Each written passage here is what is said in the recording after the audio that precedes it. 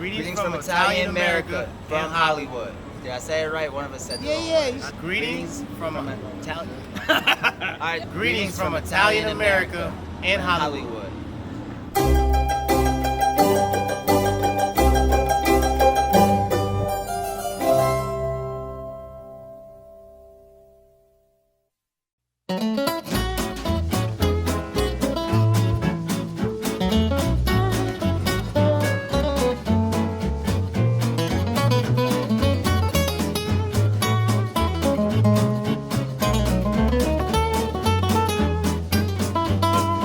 Los Angeles, the entertainment capital of the world. It's hard to think of a place quite like this 500 square mile beacon of Southern California's timeless allure. You've got miles of pristine beaches, near perfect weather, world-renowned landmarks, and the aspirations of millions, past and present, hoping to claim their 15 minutes of fame and a shot at stardom. And, like all of America's best destinations, with a little digging, our amazing Italian culture can be found at the heart of all of it. Now, being in Hollywood, it's tempting to spend the full episode gushing about the accomplishments and contributions that our paesani have made to the silver screen. From Frank Capra's It's a Wonderful Life to the Russo brothers' box office behemoths, Italian Americans have reached incomparable heights as actors, actresses, singers, writers, designers, and every other role on the show business ladder. But long before it was serving up dreams of celebrity, the area in and around Los Angeles was famous for producing an equally intoxicating product, in an industry where Italian talents have been known to shine. Of course, we're talking about the incomparable delight that is a California wine. With over 4,000 wineries and nearly 350 years of cultivation, California is responsible for roughly 80% of all wine produced in the United States. That makes the Golden State the fourth largest wine-producing region on the planet. The earliest roots of this colossal West Coast wine industry can be traced back to the year 1683, when Father Eusebio Francesco Chini, from what is today the Italian region of Trentino Alto Adige, planted the first vineyard on record in the then Spanish colony of California. As California's contributions to viniculture boomed throughout the 1800s, so too did the number of newly settled Italian immigrants here, many of whom intended to make their fortune in the famed California gold rush, a dream that, for most, didn't exactly pan out. The roads were going to be paved with gold wasn't quite what happened when they got here, right? It was really hard work. Winemaking turned out to be a convenient contingency plan for a people who have been producing and enjoying vino for over 4,000 years, including one family who invited us into their incredible corner of California's winemaking history. In 1910, Santo Cambianica arrived in Ellis Island before crossing the vast American continent and settling in downtown Los Angeles. After 7 years of scrimping and saving, he founded the San Antonio Winery, proudly named for and dedicated to his patron saint, St. Anthony. Everyone's probably wondering, why San Antonio? Yeah, we're not in Texas, right? Yeah. So a lot of Italians and immigrants, especially who came here and into some of the boroughs of San Francisco and Boston, they would name a lot of their establishments after their patron saints of their town. Yeah. And so San Antonio was San Antonio de Padua, our patron saint of my grandpa, my great uncle. Really? And so we named it for good luck. Unfortunately for Santo, 1919 brought the passage of the Volstead Act, ushering in the infamous era of prohibition in the United States. Just 2 years into Santo's American dream, the entire industry he had gambled on was facing extinction. There were survivors. They said, well, what are we going to do? Everything's shutting down. We can't produce alcohol. How are we going to do it? And he said, there's 2 ways we're going to survive. Either we're going to make medicine, right? Or we're going to go the God route. Altar wine. And we're going to create altar wine. And luckily, God had our back, and we contracted with as many churches as we could when we knew there was an issue. And to this day, we're still the #1 provider of altar wine in America. Get out of here. Yeah. Having survived the crisis of prohibition, the San Antonio Winery plowed ahead. In 1937, Santo brought on his nephew, Stefano Riboli, who, although only 16 at the time, would go on to contribute so much to the company's future success. In 1946, in perhaps his greatest contribution of all, Stefano married Maddalena Satragni after a courtship that they would later describe as love at first sight. Over the years, as the wine industry evolved through many ups and downs, Stefano and Maddalena always stayed true to their values, and of course, their humble roots. Though they would invest in vineyard properties throughout the state, the winery itself still sits at the original location on Lamar Street, and is today the oldest and largest producing winery in Los Angeles. A true testament to the power of faith, family, and good old Italian work ethic. My grandma is right here, and she's still with us. She's just 99. She comes to work every other day. I think, you know, our family, our Italian heritage has taught us so much. We weren't a wealthy family. We were a farmer family, you know, an immigrant family. And it's just, what you can do anything with hard work. You gotta keep true to who you are, but you gotta start visualizing and having dreams for the future. If we want to have a 105-year-old family legacy continue for another 100 years, there's certain things rooted in our culture, but certain things you gotta be open to the world around you. Salud, salud, salud, salud. Roll. Sorry. Our journeys through Italian America always present us with incredible surprises. Places that we never knew existed, and many that we just never realized had an Italian story attached.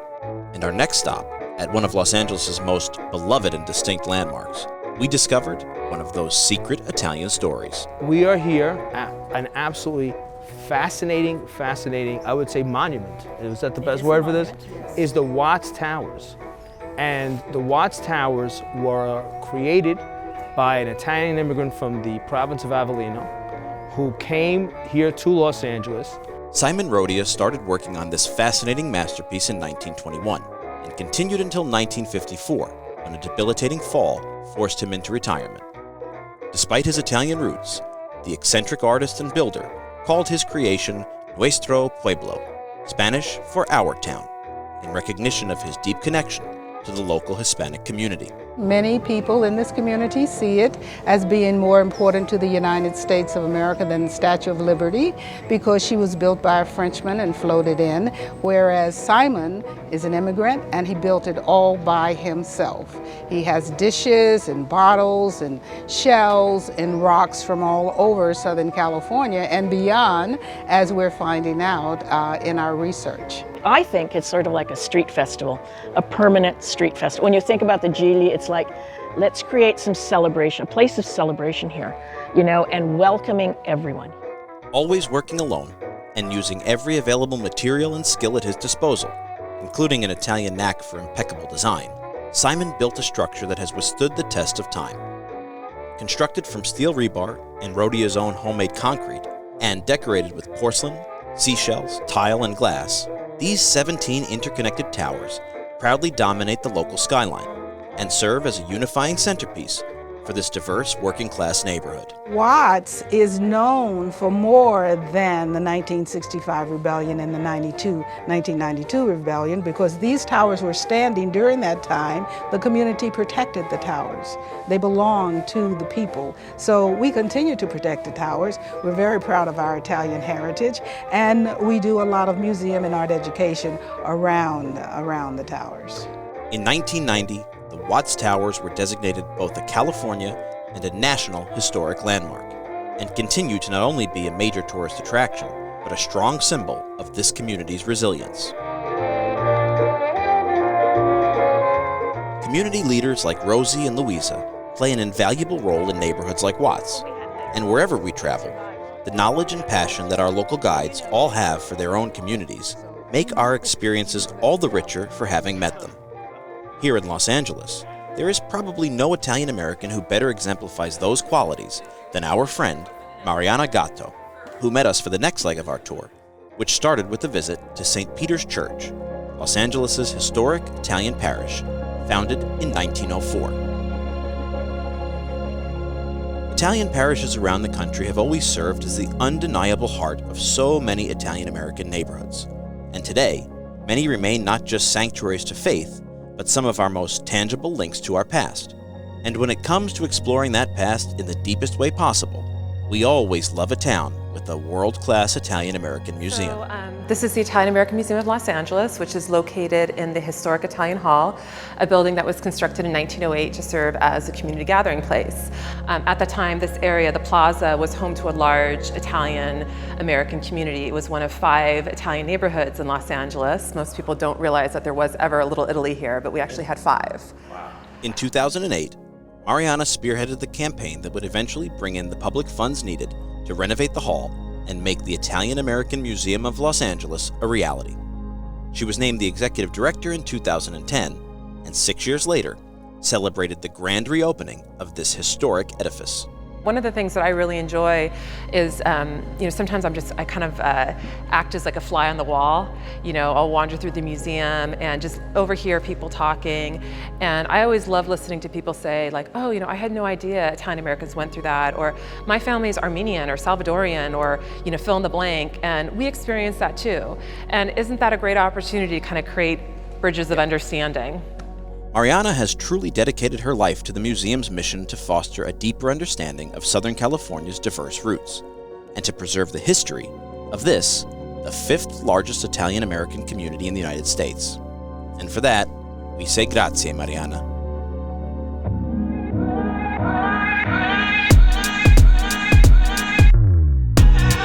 I always feel a little more at home in the Italian side of any city we visit, but this trip is made all the more personal because I, too, was once a proud, if temporary, Los Angeles Italian.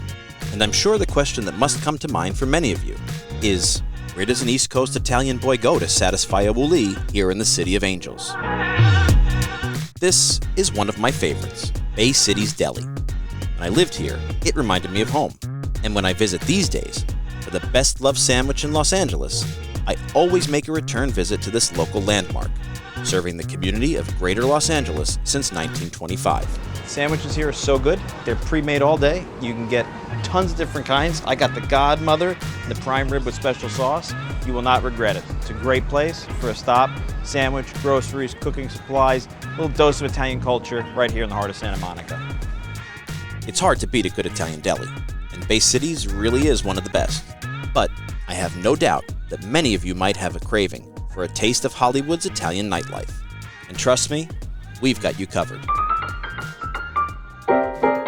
Dim lights, checkered tablecloths, and a few familiar tunes tinkling out over the ivories provide the welcoming backdrop for this classic eatery.